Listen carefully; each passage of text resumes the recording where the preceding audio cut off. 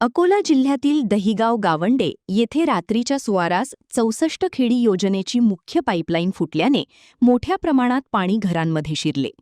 अचानक आलेल्या पाण्यामुळे नागरिकांची तारांबळ उडाली असून अनेक घरांमध्ये 1.5 ते 2 फूट पाणी साचले. पाईपलाईन फुटल्याने घरातील धान्य, कपडे, फर्निचर यासह शेतकऱ्यांनी शेतीसाठी साठवून ठेवलेले खतही पाण्यात भिजून खराब झाले. त्यामुळे नागरिकांसह शेतकऱ्यांचे मोठे आर्थिक नुकसान झाले आहे. पाईपलाईनमधून लाखो लिटर पाणी वाहून गेल्याने मोठ्या प्रमाणात पाण्याचा अपव्यय झाला. मात्र या घटनेचा थेट फटका स्थानिक नागरिकांच्या घरांना बसला आहे.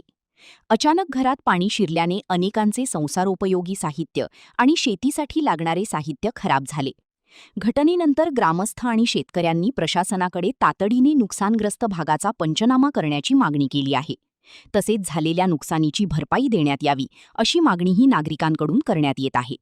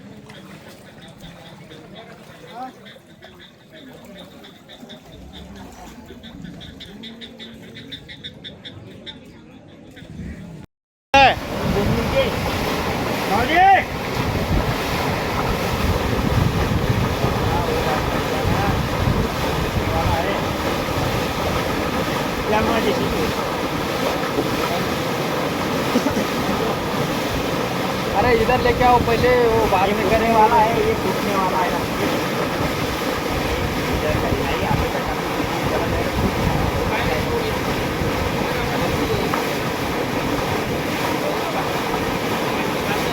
पाईपलाईन फुटले असल्यानंतर त्याचं पाणी आमच्या घरात आलेलं आहे. वरचं पाणी आलंय तरी आमच्या घरात पाणी शिरत नसते. हे पाईपलाईनचं पाणी आहे सगळं. त्याच्यापासून आम्हाला इतका त्रास होऊन राहिला. आज नागपंचमीचा दिवस असून आमच्या घरी अनाज शिजलेलं नाहीये. गहू सगळं धान्य आमचं ओलं झालेलं आहे. ढेप आमच्या ढोरायले ढेपही सुद्धा नाही आहे. ढेपही ओली होऊन सगळी हे झालेली आहे. चाराही ओला झाला आहे त्याचा. कुठारही सगळं ओलं झालेलं आहे. आणि खताचे पोते आमचे विरघडून गेले पाण्यात. ढोरायले चारा नाही आहे आमच्या घरी ना. आम्हाला हे नाही आहे. आमचं घर आहे, मातीतलं बांधकाम आहे. आणि हे पाणी निघाल्यानंतर ह्या भिंती कधी पडू शकतात याची काही गॅरंटी नाही आहे. तर आम्हाला तुम्ही मदत करा. हे जे कॉन्ट्रॅक्टर आहेत यांनी आम्हाला मदत केलीच पाहिजे. आज एवढा नागपंचमीचा सण असून आमच्या घरी अनाज शिजलेलं नाही आहे. आमचे मुलं बाळ सगळे आम्ही इथं बसलेलो आहे 12 वाजतापासून. रात्रीचे 12 वाजतापासून आम्हाला खाली पण उतरता येत नाही आहे, कुठं जाता येत नाही आहे, कुठं येता येत नाही आहे. आज एवढा सण असून आम्ही तसंच बसलेलो आहोत, उपाशी बसलेलो आहोत. आम्हाला खूप मदत करा तुम्ही. कॉन्ट्रॅक्टर साहेबांनी आम्हाला मदत करा. 12 वाजता पाईपलाईन फुटलेली आहे. आमच्या घरात पाणी घुसलेलं आहे. 12 वाजता बसलेलो आम्ही असं. आमच्या घरात सगळं पाणी घुसलेलं आहे. असं 8 दिवस आमच्या स्वयंपाक नाही, काही नाही. आमच्या घरात लेकरं उपाशी आहेत आमचे. सगळं गहू सगळं धान्य ओलं झालेलं आहे. काय करावं आम्ही, आम्हाला सुचून नाही राहिलं. याचा उपाय लवकर करा. काय आहे तर